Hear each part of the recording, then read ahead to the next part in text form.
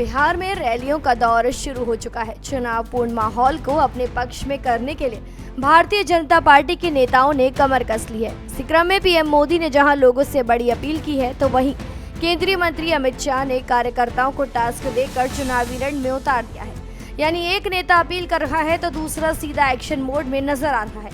ऐसा कैसे, आइए आपको समझाते हैं इस वीडियो के जरिए।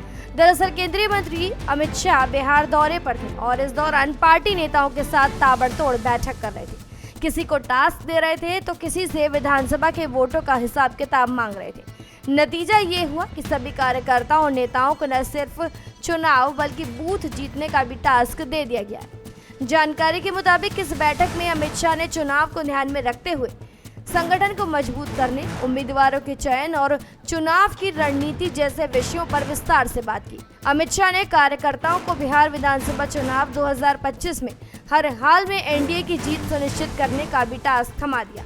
गृह मंत्री अमित शाह की बैठक में भाजपा के वरिष्ठ नेताओं के साथ बिहार चुनाव प्रभारी धर्मेंद्र प्रधान, पार्टी के प्रदेश अध्यक्ष दिलीप जायसवाल और केंद्रीय मंत्री गिरिराज सिंह, बिहार के उप मुख्यमंत्री सम्राट चौधरी समेत अन्य कई मंत्री, सांसद और विधायक के अलावा संगठन के पदाधिकारी मौजूद रहे। एक तरफ अमित शाह बैठक करके पदाधिकारियों को टास्क सौंप रहे थे, तो दूसरी तरफ पीएम मोदी दिल्ली से मुख्यमंत्री महिला रोजगार योजना की शुरुआत कर रहे थे।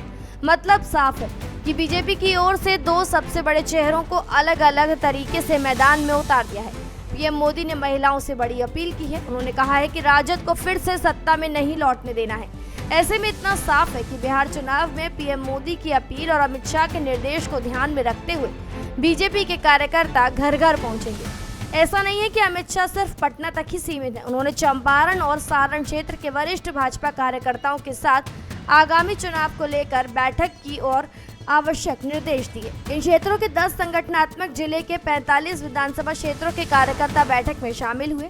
बताया गया कि अमित शाह के इस बैठक में सांसद, एमएलए, विधान परिषद सदस्य, पार्टी के जिलाध्यक्ष, पार्टी की कार्य समिति के सदस्य और विधानसभा के प्रभारी शामिल हुए। मिली जानकारी के मुताबिक इस बैठक में अमित शाह ने पार्टी के नेताओं और कार्यकर्ताओं से चुनाव की रैली के बारे में पूरी जानकारी दी। ऐसे में न सिर्फ अमित शाह बल्कि भाजपा इस कोशिश में जुटी हुई है कि किसी भी तरीके से राज्य के वोटरों को अपने पक्ष में किया जाए और ज्यादा से ज्यादा जीत हासिल कर प्रचंड बहुमत से सरकार बनाई जाए। फिलहाल जानकारी में इतना ही। खबरों के लिए सब्सक्राइब करें भारत एक्सप्रेस।